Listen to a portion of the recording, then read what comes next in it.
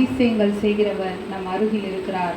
அற்புதங்களை செய்கிற தேவன் அவர் நமக்குள்ளே வசிக்கிறவராக இருக்கிறார். பாடலை பாடி தேவ நாமத்தை இந்த மாலை வேளையிலே ஒரு விசேட நாமத்தை போற்றி புகழும்படியாக பாடும்படியாக தேவன் கொடுத்த இவுக்காக நன்றி செலுத்தும்படியாக இந்த பாடலை பாடி தேவ நாமத்தை மகிமைப்படுத்துவோம்.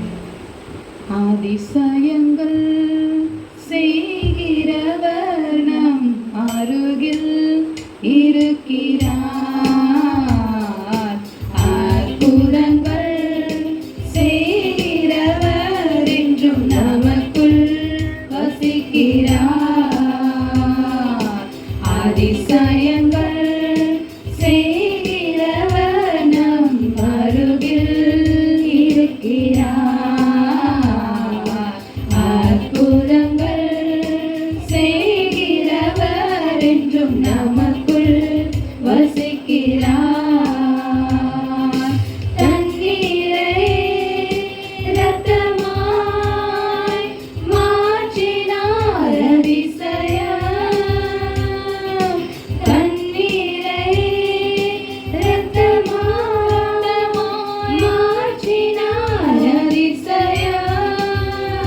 வெறும் தண்ணீரை திராட்சரசமாய் மாற்றினார் அற்புதம். வெறும் தண்ணீரை திராட்சரசமாய் மாற்றினார் அற்புதம்.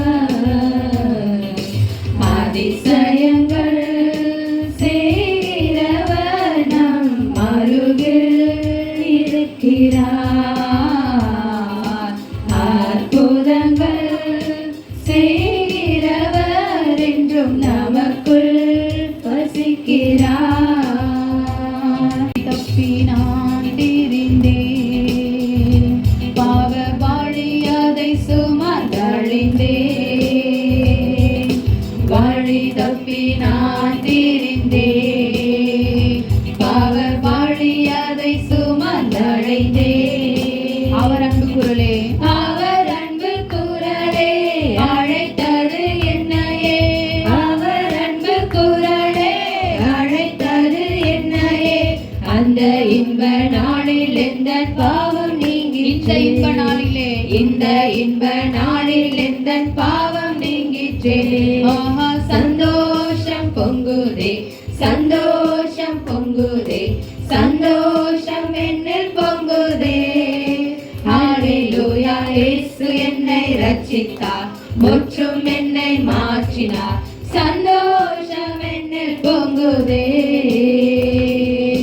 ஆண்டவர் இருதயத்தில் ஒரு மகிழ்ச்சியோடு கூட, ஓ உள்ளத்தில் ஒரு மகிழ்ச்சியோடு கூட ராஜா, ஓ நன்றி நன்றி நன்றி நன்றி நன்றி தகப்பனே. அப்பா, அந்த நாளிலுமாக பாடும்படியாக ஆண்டவரே இந்த நேரத்தை எங்களுக்கு கொடுத்ததுக்காக உமக்கு நன்றி ஆண்டவரே. எத்தனை பெரிய சந்தோஷம் ஆண்டவரே, எத்தனை பெரிய கிருபை ஆண்டவரே. ஹல்லேலூயா, ஹல்லேலூயா. அப்பா, ஒவ்வொரு நிமிஷத்தையும் ஆண்டவரே நாங்களுடைய வாழ்க்கையை உணர்ந்தவர்களா அப்பா ஆண்டவரே இந்த இடத்துல நாங்கள் நிற்கிறோம் ராஜா. ஆண்டவரே எங்களை தகுதிப்படுத்தினதற்காக நன்றி செலுத்துகிறோம் ஆண்டவரே. நன்றியோடு நன்றியோடு இந்த பாடலில் இருக்கிற ஒவ்வொரு வரிகளும் அப்பா எவ்வளோ ஒரு அர்த்தமாக ஆண்டவரே நாங்கள் உணர்ந்தவர்களா அப்பா. நாங்கள் வழி தப்பி திரும்பி கொண்டிருந்தோம் ஆண்டவரே. உடைய அன்பு குரல் ஆண்டவரே அப்பா, உமக்கென்று நாங்கள் ஒன்றுமே செய்யவில்லை, ஆனாலும் உடைய அன்பு குரல் ஆண்டவரே, ஒன்றையும் எதிர்பார்க்காத உடைய அன்பு குறைகளை அழைத்ததற்காக அப்பா நாங்கள் எவ்வளவு பெரிய ஸ்லாக்கியம் உள்ளவர்கள் ஆண்டவரே. நாங்கள் எவ்வளவு பெரிய ஆண்டவரே பாக்கியமுள்ள ஜனங்கள் என்று வேதம் சொல்லுகிறபடி ஆண்டவரே நாங்கள் எவ்வளவு பாக்கியவான்கள் ஆண்டவரே. ஆனால் சபைக்கு வந்தும் ஆண்டவரே ரட்சிக்கப்பட்டும் அநேகர் ஆண்டவரே அப்பா எங்களுக்கு பாக்கியம் இல்லை ஆண்டவரே, எங்களுக்கு ஆசீர்வாதம் இல்லை, எங்களுடைய வாழ்க்கை இப்படி இருக்கிறது என்று ஒவ்வொரு நாளும் நினைத்து புலம்புகிறவர்களாய் அப்படிப்பட்ட கிறிஸ்தவர்களா நாங்கள் இல்லாதபடி ஆண்டவரே அப்பா. ஆண்டவரே அப்பா, நீர் எங்களை ரட்சித்ததற்கு நாங்கள் எவ்வளவு பாக்கியம் உள்ளவர்கள் ராஜா, எவ்வளவு பாக்கியம் உள்ளவர்கள் ஆண்டவரே. அப்பா யூதர்கள் அப்பா ஆண்டவரே அப்பா அவர்களை விட நாங்கள் பாக்கியவான்கள் என்று வேதம் சொல்லுகிறபடி ஆண்டவரே அப்பா நாங்கள் ஆண்டவரே அப்பா அதை நினைத்து ராஜா இந்த வேளையில மகிழ்ச்சியோடு கூட சந்தோஷத்தோடு கூட ராஜா நான் புறஜாதிக்காகவும் வந்தேன் என்று சொன்னது போல ஆண்டவரே அப்பா எங்களுக்காக நீர் வந்ததற்காக உமக்கு நன்றி ராஜா. அந்த பரலோகத்தில் அப்பா நாங்களும் இதே போல ஒரு கூட்ட ஜனம் என்னுடைய சபையில் உள்ள ஜனங்கள் முழுவதுமாய் அந்த பரலோகத்தில் நிரப்பப்பட்டவர்களாய் காணப்படப்பா. அந்த நாளிலே நாங்கள் ஒருவரும் கைவிடாதபடிக்கு அந்த நிச்சயத்திலே நாங்கள் உம்மை துதிக்க உம்மை ஆராதிக்கிற பிள்ளைகளை எங்களை மாற்றுங்க.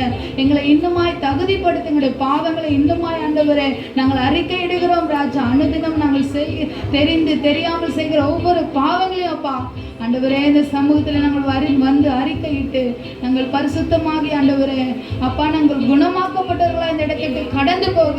பாவம் என்பது ஒரு மிகப்பெரிய ஆண்டவரே அது அப்பா நோயாக காணப்படுகிறது ராஜா. அநேகருக்கு ஒவ்வொரு விதமான பாவங்கள் தகப்பனே ஆண்டவரே. அந்த பாவங்களிலிருந்து அப்பா இன்னும் ஆண்டவரே எங்கள் விடுபடவில்லை என்று சொல்லி ஆண்டவரே மாதம் மாதம் ஆண்டவரே இந்த ஆராதனைகள் வந்து கொண்டிருக்கிறோம். இதற்கு ஒரு முகாந்திரம் இருக்கிறது தகப்பனே. எங்களை குணமாக்கும் ஆண்டவரே. உச்சம் தலைந்து உள்ள கால்வரைகளை குணமாக்குவீராக ராஜா. நாங்கள் குணமாக்கப்பட்டு அநேக இடங்களை சுவிசேஷத்தை சொல்லுகிற வரைக்கும் ஆண்டவரே அப்பா ஆண்டவரே எங்களை நீ பரிசுத்தப்படுத்தும் ஆண்டவரே. எங்களை பரிசுத்தப்படுத்தும் ராஜா. எங்களை குணமாக்கும் இடத்துல நாம் கடந்து போகும் பொழுது ஆண்டவரே குணமாகி போக கர்த்தர் உதவி செய்யும்படியாக உமக்கு நன்றி செலுத்துகிறோம். நன்றியோடு கூட இந்த ஆராதனை கரத்துல ஒப்பு கொடுக்கிறோம். இதுதாமே பொறுப்படுத்தி வழி நடத்தும்படியாய் இயேசுவின் மூலம் ஜெபிக்கிறோம் எங்கள் நல்ல பிதாவே. ஆமென் ஆமென் ஆமென். அடுத்த நபர் வினீஷராக இருக்கிறார். விதத்திலே என்னோட எடுத்துக்கொள்ளுங்கள். மார்க் அதிகாரத்தில் ஒரு சம்பவம். அது 3 புத்தகங்களிலும் வித்தியாசமாக இருக்கிறது. அதை நாங்கள் வாசித்து நாங்கள் இந்த நாட்களிலே நாங்கள் பெறப்படும்படியாக நாங்கள் வசனத்தை வாசிப்போம். மார்க் 1ஆம் அதிகாரம் 30வது வசனத்தை வாசிப்போம். அங்கே சீமோனுடைய மாமி ஜுரமாய் கிடந்தாள்.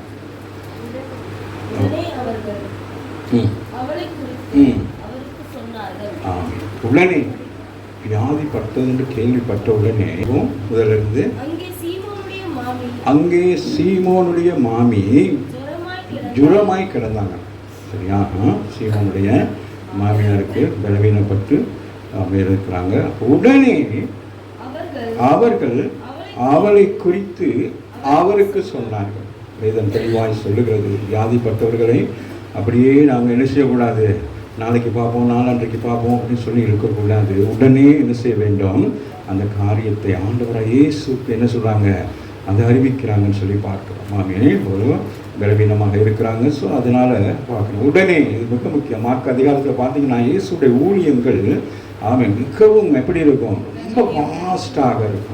இந்த குறிப்பிட்ட நாட்களிலே செய்ய வேண்டும் என்று சொல்லி நீங்கள் பார்த்தீங்கன்னா ஒவ்வொரு பகுதியிலையும் ஒரு ஊழியத்தை செய்து முடித்தோன்னா அடுத்த ஊழியம் முடித்தோன்னா அடுத்த ஊழியம், அப்படி அங்கே ஒவ்வொரு இடமும் அவர் போகிறதை குறித்து பார்க்கணும். லூக்கா 4ஆம் அதிகாரம் 38வது வசனத்தை வாசிப்போமானால்,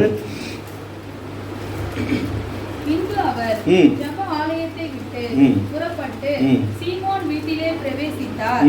சீமோனுடைய மாமி கடும் ஜுரமாய் கிடந்தாள். கடும் ஜுரமாய் இருந்தாங்க. சாதாரண ஜுரம் அல்ல, எப்படி கடும் ஜுரம். அப்போ அவர் டாக்டர். யாரு? லூக்கா டாக்டர்னால அவர் என்ன சொல்றாரு வாசிங்க.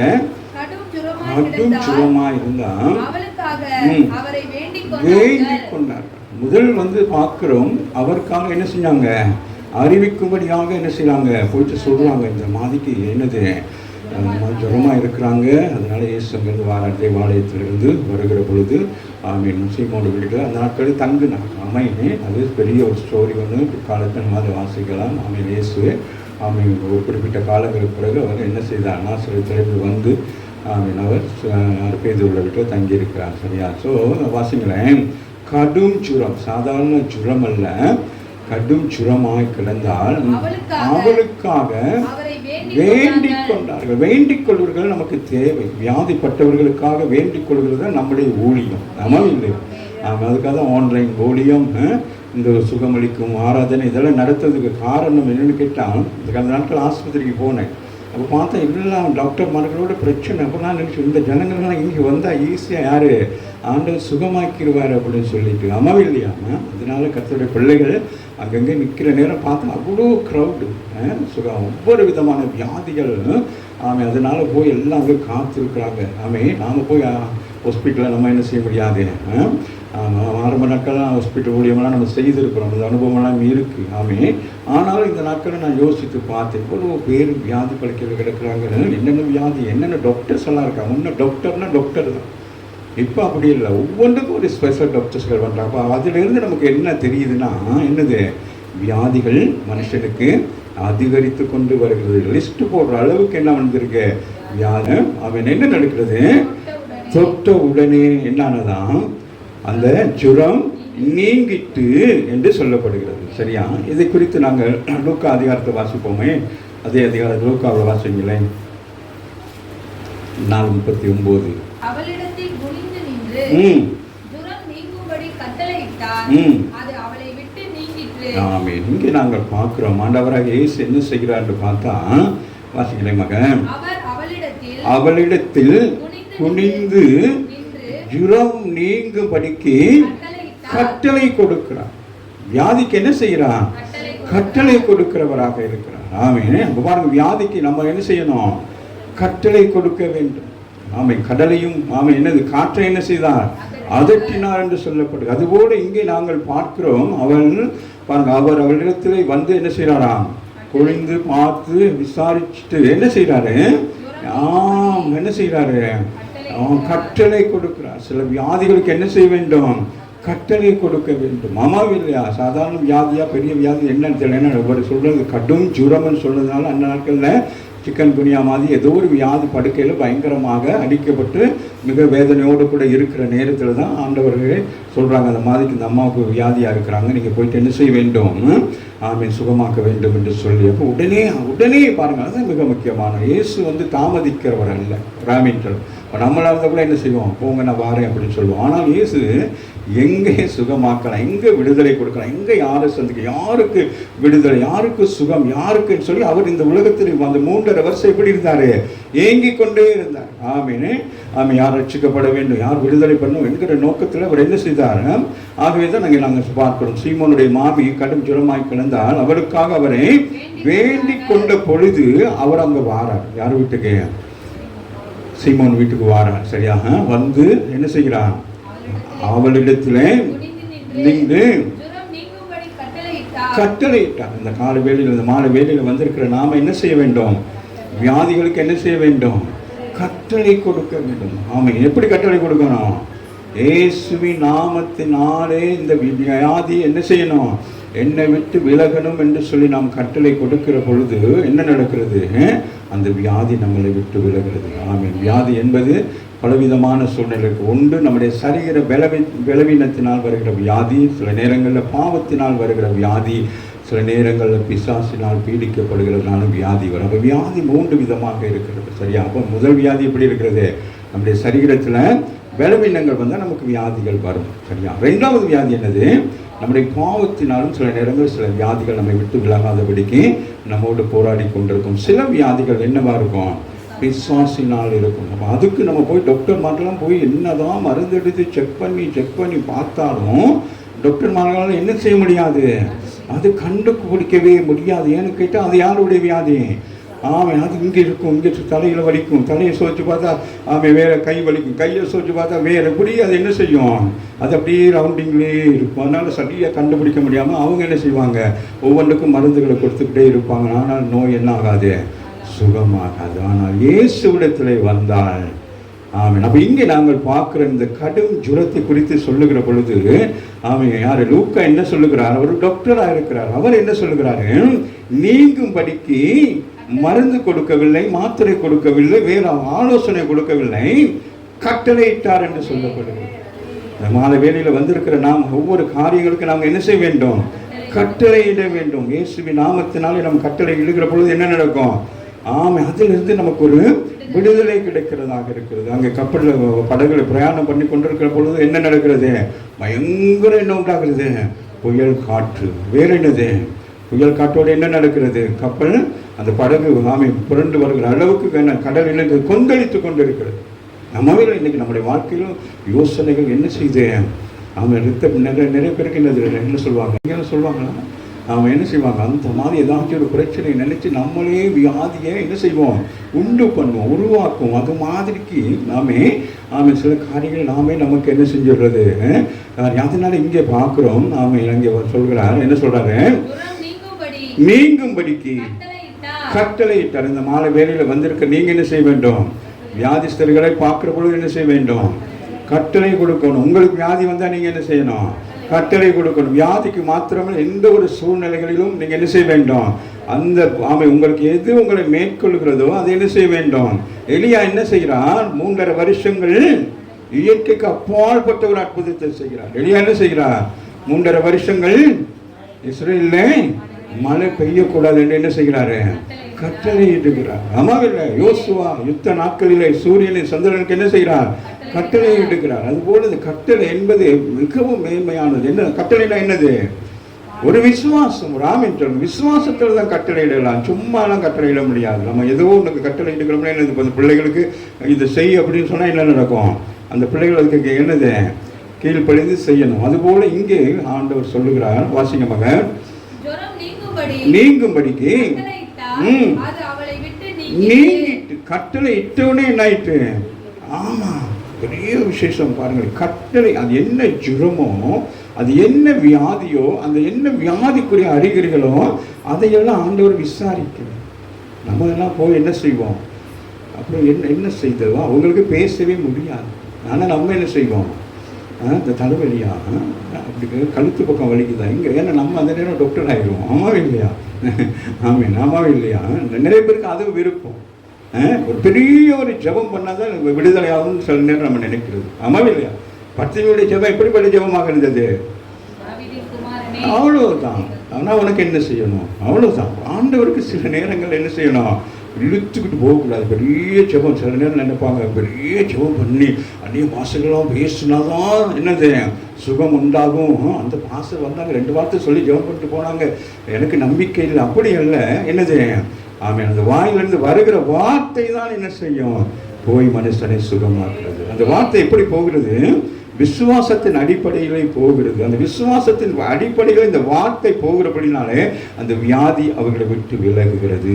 அந்த வியாதி அவர்களை விட்டு என்ன செய்து நீங்குகிறது. அதை அவர்கள் என்ன செய்ய வேண்டும், விசுவாசிக்க வேண்டும். ஆமாவில்லை. அப்போ விசுவாசித்தால் தான் என்ன நடக்கும், அற்புதங்கள் நடக்கும், மகிமையை காண முடியும். ஆமாவில்லை. அவங்க மரித்து போன லாசருடைய கல்லறைக்கு நேராக இயேசு போன பொழுது அந்த அம்மா அவ்வளவு நேரம் என்னத்தை குறித்து பேசினாங்க, விசுவாசத்தை குறித்து தான் பேசினாங்க. யாரு, மாத்தா விசுவாசத்தை குறித்து. ரோட்டில் வரையிலே இடையில ஓடி போயிட்டு, ஆண்டவரே நீர் இருந்திருந்தால் என்னுடைய சகோதரன் அவர் இருக்கிறவராக இருக்கிறார், அவர் இன்றைக்கு இருக்கிறவராக இருக்கிறார். நீங்கள் விசுவாசித்தால் ஆமே என்ன செய்வார், அற்புதம் செய்கிறவராக இருக்கிறார். ஆகவே அந்த ஸ்திரீ சொல்ல, நீர் இருந்திருந்தால் என் சகோதரன் மறித்திருக்க மாட்டான். அப்படி ஒரு பெரிய ஆவிக்குரிய விஷயம் 2 பேரும் பேசிக்கிட்டே வந்து ஆமேன் கல்லறைக்கு போகிற நேரம் என்ன நடக்கிறது, மாமிசத்தில் ஆமாம் இல்லையா.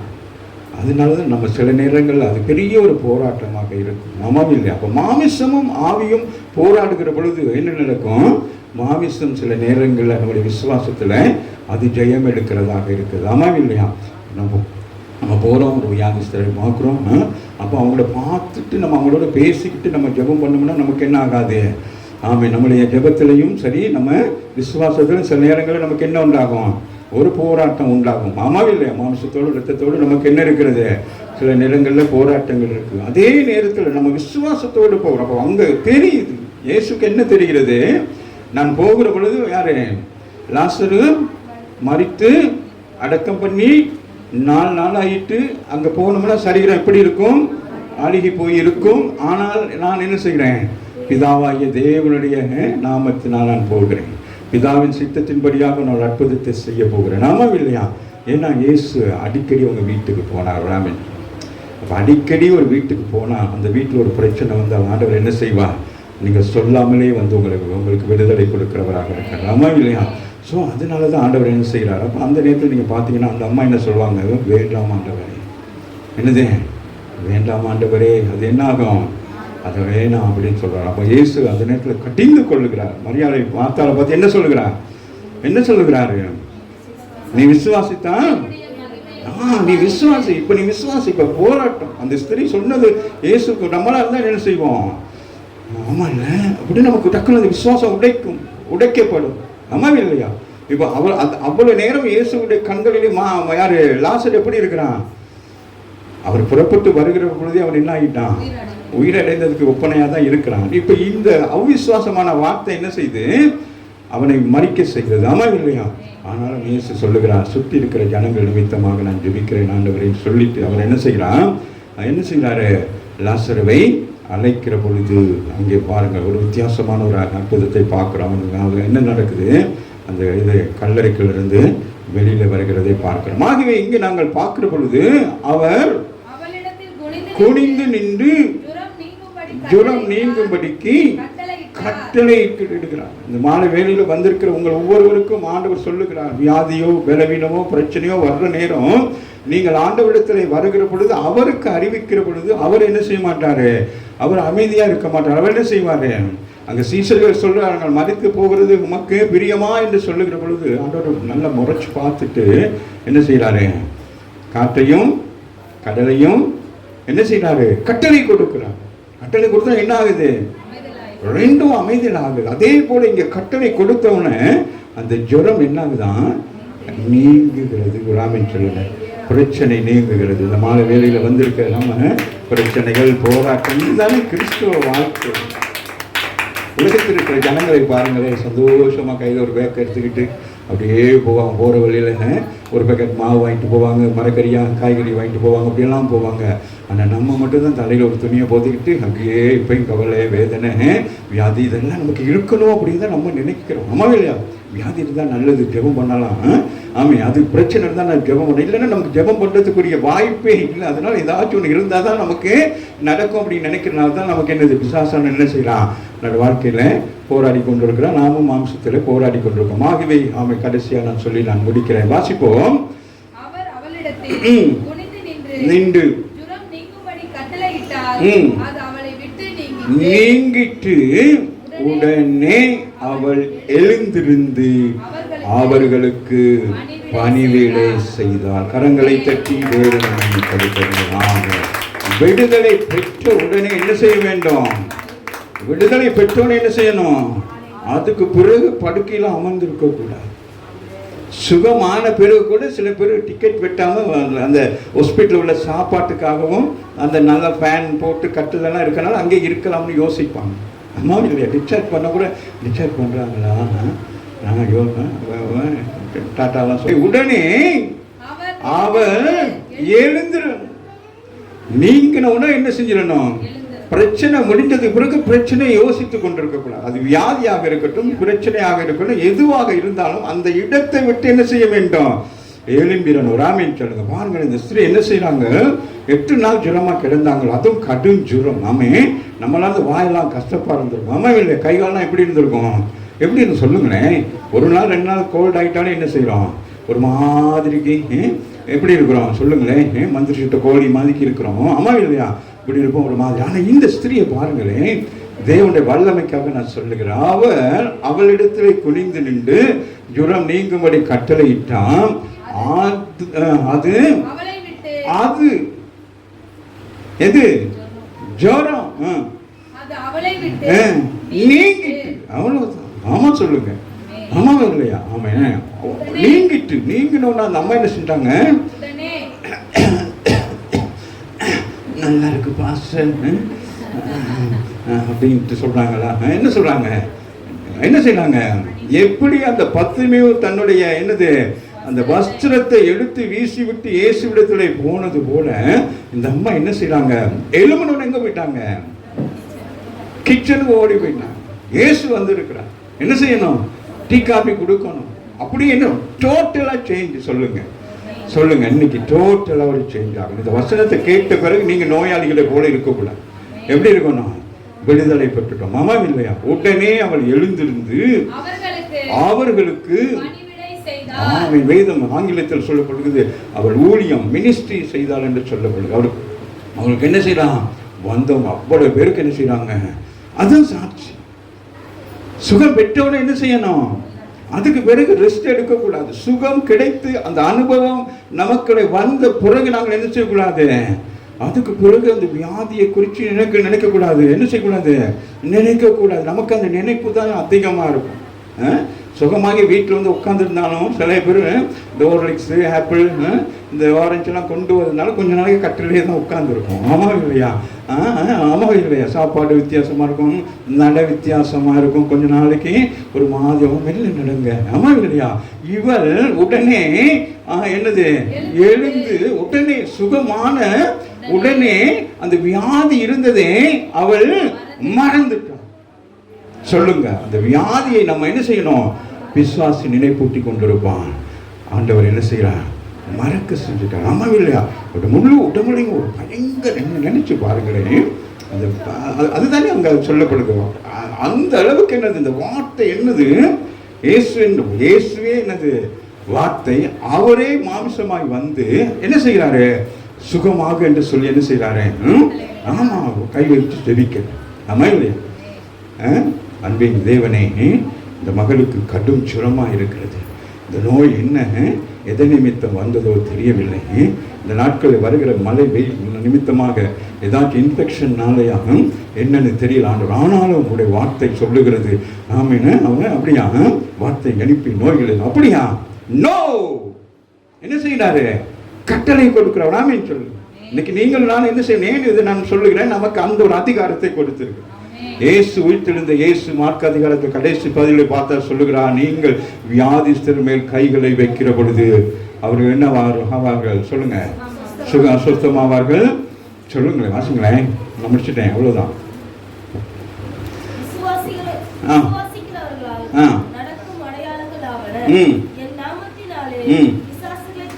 முதல் என்ன செய்வாங்கன்னா, பிசாசு தான் வியாதி. பிசாசு தான் நமக்கு என்னது வியாதி. முதலாவது வியாதி என்னது, விசுவாசு தான். முதலாவது துரத்தணும், அதுதான் விசுவாசம், அதுதான் விசுவாசத்தை கொண்டு வந்து அதுதான் என்ன செய்யும். வாசிங்க, பேசுங்க, ஏடுங்க, குடிங்க, போங்க குடிங்க, நல்லா குடிங்க. என்னத்தை கொடுத்தா செய்யணும், ஜெபம் பண்ணி குடிங்க சொல்றாரு. ஆமாம் இல்லையா? இப்போ இந்த நாட்கள் இது இந்த நாட்களுக்கு எழுதப்பட்டது தான். ஆமாம் இல்லையா? இன்னைக்கு நம்ம இந்த குடிக்கிறதெல்லாம் எப்படிப்பட்டது சொல்லுங்களேன். இந்த கூல்ட்ரிங்க்ஸ் எல்லாம் குடிக்கிறீங்களே, என்னது எசன்ஸாக ஏதோ செஞ்சு என்னத்தை செய்யலாங்க, இந்த வாசத்தை உருவாக்கி உண்மையிலே நம்மளாம் இன்னும் செத்து போயிருக்கோம். இயேசு கிறிஸ்துனால தான் உயிரோடு இருக்கும். ஆமாவே வாசிங்களேன். வாசிங்க, சொல்லுங்க, என்ன செய்ய சொல்லுங்க. விசுவாசிகளுடைய அடையாளம் வாசிங்க. எல்லாம் வாசிக்க சொன்னா உங்களுக்கு தான் சொல்றேன். என்னது நடக்கும், நடக்கும். விசுவாசிக்கிறதுனால என்னவா நடக்கும். அந்த ஸ்திரிக்கு என்ன நடந்தது, சுகம் உண்டானது. அவர் நாமத்தை சொன்னாலே என்ன நடக்கும், ஓடும். சொல்லுங்க, நான் ஒரு வீடியோ ஒன்று எடுத்திருக்கிறேன், அது நான் போடுவேன் பாருங்க. ஒரு அம்மா ஜீசஸ் கால்ஸில் எனக்கு மீட்டிங்கில் நான் போய் பேசிக்க நேரம் ஒரு பிசாசு பிடிச்ச அம்மா, அவ்வளோ பேர் வந்து எனக்கு ஜெபம் பண்ணிக்கிட்டே இருக்கிறாங்க. ஆனால் இது மட்டும் என்னை சுற்றிக்கிட்டே, அது இப்போ தான் வீடியோவில் நான் பார்க்குறேன், இங்கிட்டு வருது அங்கிட்டு வருது, அப்படி வருது இப்படி வருது, என்னை சுற்றிக்கிட்டே இருக்குது. அது பார்க்குறேன். கடைசி எல்லோரும் போன பிறகு தான் அது என்ன செய்யுது, வந்து ஜெபிக்க வருது. ஆமே, அப்போ ஜெபிக்கிற நேரம் என்ன நடக்குது, அதுக்குலேருந்து அந்த பொல்லாத ஆவி அடக்கழித்து கீழே விழுந்து அதுக்கு பிறகு எலும்பி சுகமாகி போறது நம்ம வீடியோவில் பார்க்கணும். நான் ஆச்சரியப்பட்டேன். நம்ம பாருங்களேன், பாருங்கள், வாசிங்களேன்.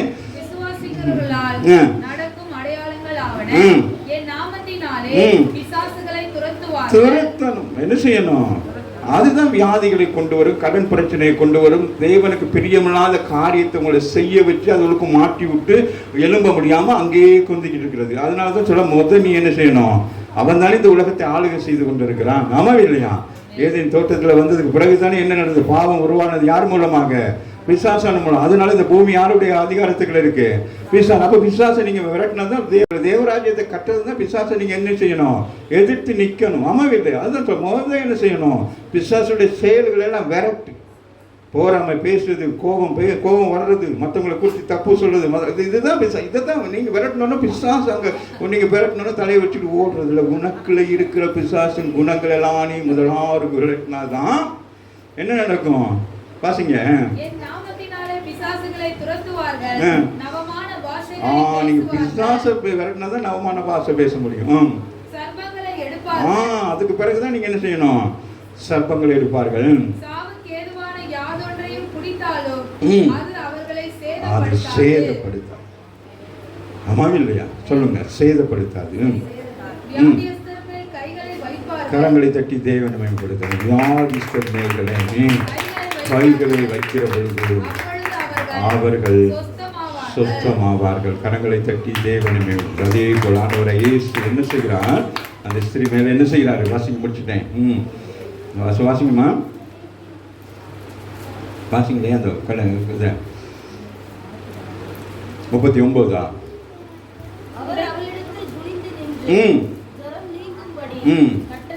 கை கூட வைக்கல. ஆனால் என்ன செய்யறாரு? கட்டளை எடுக்கிறாரா? அது அவரை விட்டு நீங்கிட்டு. சொல்லுங்க. அது என்னை விட்டு நீங்கிட்டு, என் பிரச்சனை என்னை விட்டு விலகிட்டு, என் வியாதி. ஆமாம். நீங்கள் யாருக்காக அந்த நல்ல ஜெபம் பண்ணிக்கிருக்குங்க. ஆமாம். சொல்லுங்க. அது விடுதலை ஆயிடுச்சு. சொல்லுங்க. விடுதலை சொல்லுங்க. வாய்களை திறந்து அறிக்கை செய்ய தெய்வ சமூகத்தில். அதுதான் விசுவாச அறிக்கை செய்கிற பொழுது ஆண்டவர் என்ன செய்வா? விடுதலை கொடுக்கிறவராகவே அவள் என்ன செய்கிறான்? உடனே அவள் எழுந்து அவர்களுக்கு வடிவேலை செய்தாள். மாத வேலையில் நாமும் எழும்பி நின்று அவரை துதித்து அவருடைய நாமத்தை மகிமைப்படுத்துவோம்.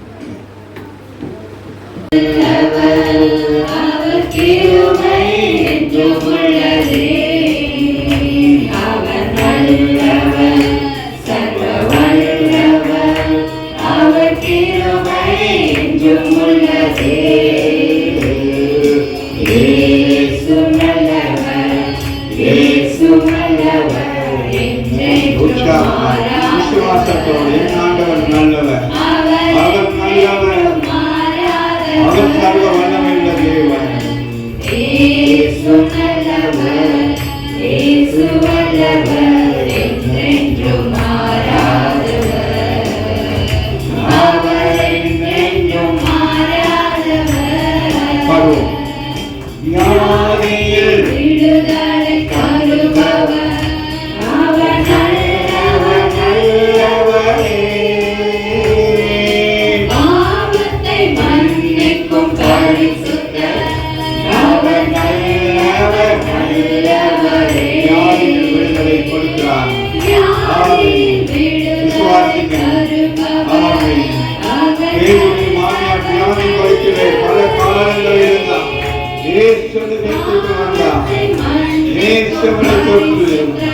கட்டளை கொடுத்த பொழுது பயங்கரமான வியாதி, அந்த ஜுரம், மரணத்துக்கு ஏதுவான வியாதியை தேவன் தொட்டு சுகமாக்குகிறார். அவர் வல்லமை இறங்குகிறது. வார்த்தை அனுப்புகிறார், தொடுகிறார், சுகப்படுகிறார், கட்டளை கொடுக்கிறார். கட்டளை கொடுப்போம். இயேசுவின் நாமத்தினால் வியாதிகள் மாறுவதாக. எப்படிப்பட்ட வியாதியாக இருந்தாலும் இயேசுவின் நாமத்தினாலே, இயேசுவின் நாமத்தினாலே, இயேசுவின் வல்லமையுள்ள நாமத்தினாலே, உயிர்த்தெழுந்த இயேசுவின் வல்லமையுள்ள நாமத்தினாலே நிகழ்ச்சி ஆமென். யூடியூப்ல பார்த்து கொண்டிருக்கிற சகோதரனே, சகோதரியே, உன்னை கற்று தொழுகிறான், உன்னை சுகமாக்குகிறான், உன்னை விடுவிக்கிறான். அவர் சமீபத்துக்கும் தூரத்துக்கும் ஜீவனுள்ள தேவனாக இருக்கிறான். உன் கண்ணீரை துடைக்கிறான், உன் ஆதங்கத்தை அறிந்திருக்கிறான். பல வருஷங்கள் வியாதியினாலே போராடி கொண்டிருக்கிறாயா? பல நாட்களிலே வேதனையோடு கூட இருக்கிறாயா? இப்பொழுது இயேசுவை நோக்கி பார். இயேசுடைய வார்த்தை விசுவாசி, அதுவே சுகமாக்கும். நடக்க முடியாதவரை கற்று நடக்க செய்கிறான். குருடர்களை கண்களை திறக்க செய்கிறான்.